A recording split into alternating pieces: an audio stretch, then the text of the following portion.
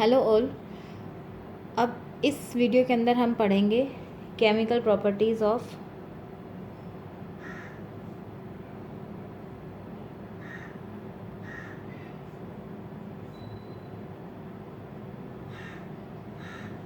Metal. सबसे पहले इसको पढ़ने से पहले जो यहाँ पर एक जानने की बात है कि देखो मेटल्स जो होते हैं ना, हम यहाँ पर पढ़ेंगे पहले इनके रिएक्टिविटी सीरीज़ के बारे में।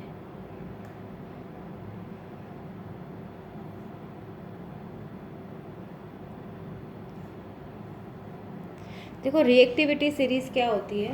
देखो मेटल्स, जितने भी मेटल्स हैं ना, सब में अलग अलग प्रॉपर्टीज़ होती है। हर मेटल दूसरे मेटल से डिफरेंट होता है।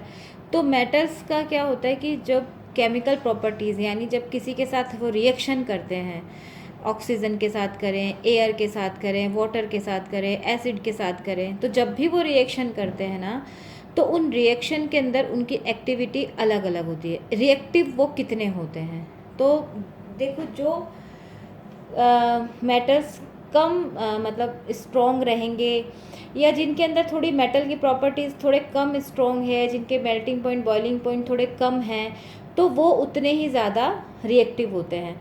ये हमें हमेशा याद रखना है। इसीलिए मैं केमिकल प्रॉपर्टीज़ स्टार्ट करने से पहले आपको रिएक्टिव सीरीज़ पढ़ा रही हूँ, क्योंकि इससे हमें पता चलेगा कि जो इस रिएक्टिव सीरीज़ के अंदर जो हाई रिएक्टिव हैं वो ज़्यादा हर रिएक्शन के अंदर वही ज़्यादा इन्वॉल्व होंगे, और बाकी के जितने रिएक्टिविटी जिनकी जिनकी कम होती जाती है उनको फिर हमें रिएक्शन कराने के लिए अलग अलग, जैसे कभी उनके लिए टेम्परेचर बढ़ाना पड़ेगा, कभी उनको प्रेशर से देना पड़ेगा, कभी कुछ और हमें अलग से उनके लिए कोई ना कोई ये सब कंडीशंस अप्लाई करने पड़ते हैं। तो रिएक्टिविटी सीरीज़ आपको याद रखनी है, ये हर समय आपको याद होनी चाहिए कि सबसे पहले जो रिएक्टिवनेस आता है ना, उसके अंदर पोटेशियम, के इज़ फॉर पोटेशियम,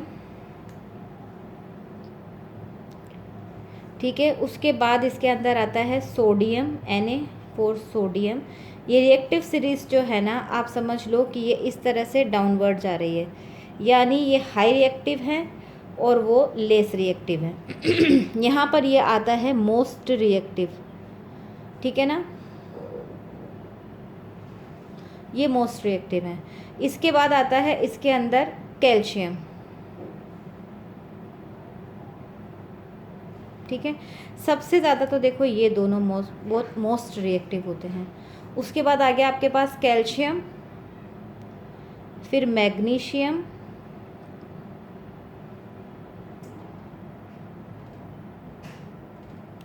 और फिर आता है एल्यूमिनियम।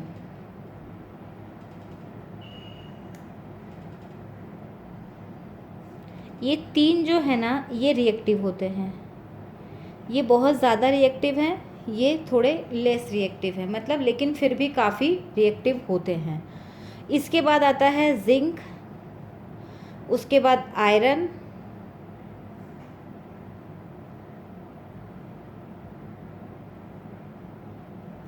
और उसके बाद आता है, सॉरी मैंने यहाँ आयरन लिख दिया, ये मैं लिखती हूँ यहाँ पर फेरस, इसको आयरन कहते हैं। फिर ये लेड, ठीक है। ये थोड़े से और ज़्यादा रिएक्टिव होते हैं। ये रिएक्टिव हैं, ये ठीक है, नॉर्मल रिएक्टिव हैं। इसके बाद आ जाता है इसके अंदर हाइड्रोजन। देखो हाइड्रोजन जो है ना, ये क्या है, मेटल नहीं है, ठीक है, लेकिन हमने इसको यहाँ पर रखा है क्योंकि ये एज अ मेटल काम करता है, क्योंकि ये एक है जो हाइड्रोजन प्लस, हमने पढ़ा था कि बाकी के जितने भी मेटल्स जो है ना वो इलेक्ट्रोनेगेटिव होते हैं, मतलब मेटल्स जो हैं वो इलेक्ट्रो पॉजिटिव होते हैं, और जो नॉन मेटल्स होती हैं वो इलेक्ट्रोनेगेटिव होती है। केवल हाइड्रोजन जो है वो इलेक्ट्रो पॉजिटिव होता है, नॉन मेटल होते हुए भी, ठीक है। उसके बाद कॉपर,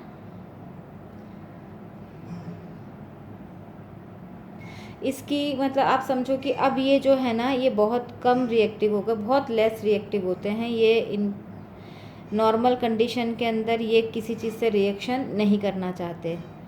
और फिर ये आर्गन, जिसे हम कहते हैं सिल्वर, और ये ऑरम, जिसे हम कहेंगे गोल्ड।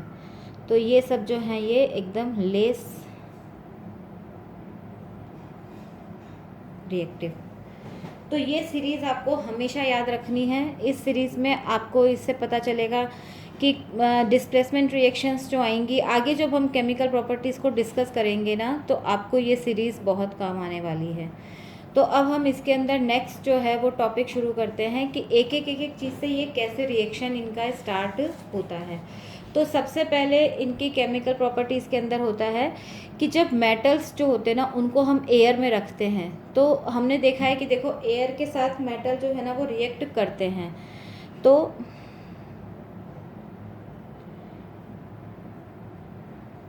मेटल विद एयर, ये हमारा पहला आ गया। तो इसके अंदर क्या है, देखो एयर में मैं आपको बताऊं, जैसे देखो जो हाईली रिएक्टिव है, जो यहाँ पर हमने पढ़ा कि सोडियम, पोटेशियम है, सोडियम है, इनको तो अगर आप एयर में रख दो ना तो ये बर्न हो जाएंगे, इनके अंदर आग लग जाएगी। तो ये इतने ज़्यादा रिएक्टिव होते हैं। और फिर जैसे जैसे आप इस सीरीज़ के अंदर नीचे आते जाओगे ना, वैसे वैसे एयर में इनकी रिएक्टिविटी कम होती जाती है। ठीक है। अब जैसे हम लोगों ने यहाँ पर देखो आयरन है, ये हम लोगों ने कईयों ने पढ़ा है। एल्यूमिनियम है, हम देखते हैं कि एल्यूमिनियम हमारे बर्तन आते हैं, ये जब हम लाते हैं ना तो इनके अंदर एकदम शाइनिंग रहता है। और जैसे जैसे हम यूज़ करते जाते हैं ना तो इनके अंदर एक ब्लैकिश, इनके ऊपर एक परत आने लगती है, क्योंकि ये आयोडाइज्ड होने लगते हैं। ठीक है। ऐसे ही आयरन है, हम देखते हैं कि आयरन जो होता है ना, उसको जब आप एयर में छोड़ोगे तो आयरन भी रिएक्ट करके आयरन के ऑक्साइड्स बना लेते हैं। तो मेटल जो है ना वो एयर में ऑक्सीजन के साथ रिएक्ट करता है। मेटल विद एयर, मेटल क्या करता है, मेटल जो है वो ऑक्सीजन के साथ रिएक्शन करेगा और मेटल के ऑक्साइड बनाता है। हम लोगों ने जो लास्ट चैप्टर पढ़ा था उसके अंदर हमने देखा था कि मेटल के ऑक्साइड्स जो होते हैं ना वो अधिकतर बेसिक नेचर के होते हैं। ये आप ध्यान रखना कि मेटल के ऑक्साइड्स जो हैं वो बेसिक नेचर के होते हैं, यानी ये एज अ बेस काम में करते हैं। ठीक है ना। अब जैसे कि अगर हम कॉपर है, जैसे कि अगर मैंने यहाँ पर मैं सबसे पहले आपको लेती हूँ इसका एक एग्जांपल हम लेते हैं कि जैसे सोडियम है। तो अगर हम सोडियम को ऑक्सीजन की प्रेजेंस में छोड़ दें तो ये क्या बनाएगा, Na2O। ये रूम टेम्परेचर पे रिएक्शन हो जाती है। इसके लिए हमें कोई भी रिएक्शन अलग से मतलब कोई कंडीशन अप्लाई नहीं करना पड़ता, ना कुछ हमें इसे गर्म करना है ना कुछ और करना है। ठीक है ना। तो ये इस तरीके से Na2O बना लेता है। अगर इसी तरीके से हम पोटेशियम देखें, ये पोटेशियम जो है उसको भी अगर हम ऑक्सीजन की कंडीशन में करें तो वो भी ऑक्साइड बनाता है, और ये भी रूम टेम्परेचर के ऊपर ही रिएक्शन करता है, क्योंकि हम जानते हैं कि ये रिएक्टिव सीरीज़ के अंदर बहुत हाई हैं, यानी ये रूम टेम्परेचर के ऊपर ही एयर में रिएक्शन करना शुरू कर देते हैं। लेकिन अब हम जैसे जैसे नीचे आते जाएंगे, यानी जैसे अगर हम कैल्शियम के ऊपर आ जाते हैं या हम कॉपर पे आ जाते हैं, तो इन सब जगहों पर क्या होता है कि इनके बाद क्या होता है कि हमें इनके अंदर थोड़ा बहुत कोई कंडीशंस अप्लाई करने पड़ते हैं। जैसे कि अगर हम यहाँ पर बात करें कि एल्यूमिनियम है, तो एल्यूमिनियम जो है ना उसको हमने ऑक्सीजन के साथ किया तो ये एल्यूमिनियम का ऑक्साइड बना Al2O3। मैं यहाँ पर ये जितनी भी रिएक्शंस लिख रही हूँ ना, मैं इनको जानबूझकर आपके लिए छोड़ रही हूँ कि आप इनको बैलेंस खुद से करें। ये आपका प्रैक्टिस भी हो जाएगा, मैं तो 1 सेकंड में कर दूँगी, लेकिन आपके लिए मैं ये जानबूझकर बैलेंसिंग छोड़ रही हूँ। ये इसको बैलेंसिंग आपको करना है। तो यहाँ पर हमने देखा कि एल्यूमिनियम ऑक्साइड बनता है, लेकिन ये एल्यूमिनियम ऑक्साइड कैसे बनता है, इसको हमें हीट देना पड़ेगा। हम जब इनको गर्म करेंगे ना तब ये रिएक्शन होगा। तो ये यहाँ पर एक कंडीशन अप्लाई हो गई कि ये हीट के अंदर ही होगा। इसी तरीके से जैसे कॉपर है, इसको भी आप ऑक्सीजन के अंदर रिएक्शन कराएंगे तो ये भी कॉपर का ऑक्साइड बनाता है, लेकिन यहाँ पर भी हमें हीट देना होगा। तो ये आप याद रखना कि ये रूम टेम्परेचर पे रिएक्शन करते हैं, इनके लिए यहाँ पर हीट हमें देना पड़ रहा है। अब ये जो ऑक्साइड्स बनते हैं ना, मेटल ऑक्साइड्स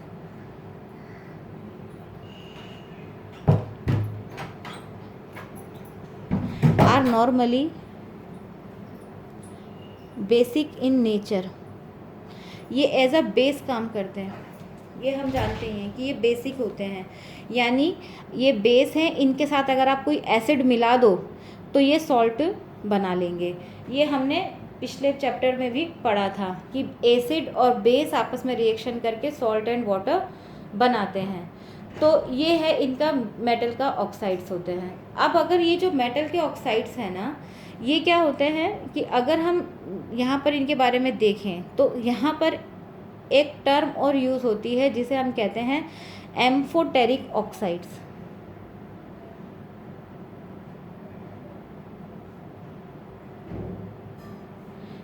एम्फोटेरिक ऑक्साइड्स कौन से ऑक्साइड्स होते हैं? विच reacts both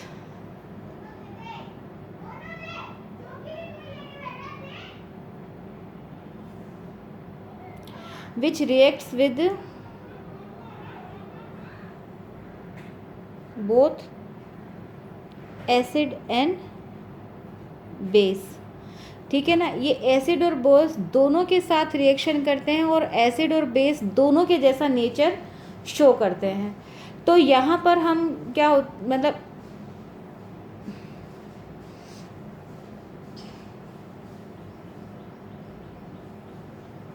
they show the nature like acid and base both।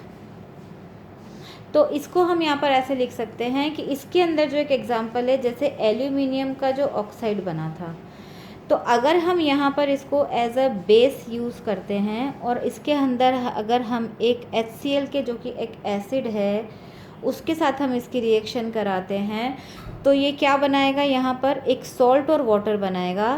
तो ये है एल्यूमिनियम का क्लोराइड प्लस वाटर। तो ये एल्यूमिनियम का क्लोराइड जो है ये सॉल्ट हो गया और ये वाटर हो गया।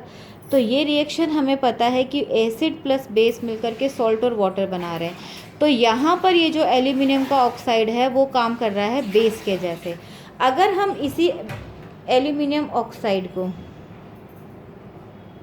एक NaOH, यहाँ पर ये एसिड के जैसे काम करेगा, NaOH एक बेस के जैसे काम कर रहा है और वापस से ये एक सॉल्ट बनाता है जिसे हम कहते हैं sodium aluminate, sodium aluminate O2। ठीक है, और उसके साथ ये बनाता है वाटर। तो यानी ये हो गया सॉल्ट प्लस वाटर। तो यहाँ पर ये रिएक्ट कर रहा था एज अ बेस और यहाँ पर ये रिएक्ट कर रहा है एज अ एसिड। तो ये जो एक ऑक्साइड है जो कि बोथ नेचर शो करता है, बेस के जैसे भी रिएक्ट करता है और एसिड के जैसे भी रिएक्ट कर रहा है, तो इसको हम कहेंगे एम्फोटेरिक ऑक्साइड्स, यानी ऐसे ऑक्साइड्स जो दोनों तरह से अपना बिहेवियर शो करते हैं। ठीक है, ये यहाँ पर आ गया। अब इसके अंदर एक और चीज़ है कि जितने भी ऑक्साइड्स होते हैं ना, ये इनसॉल्युबल इन वाटर होते हैं।